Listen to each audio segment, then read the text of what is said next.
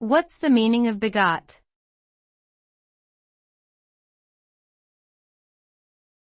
Begot.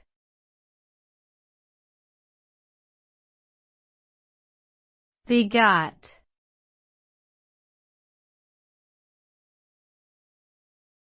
Begot.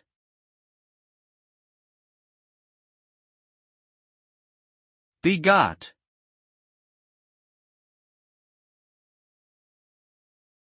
Begot is the past tense of the verb beget, which means to father or produce offspring. It is a somewhat archaic word that is not commonly used in modern English. The word is often found in religious texts and older literature, such as Shakespearean plays.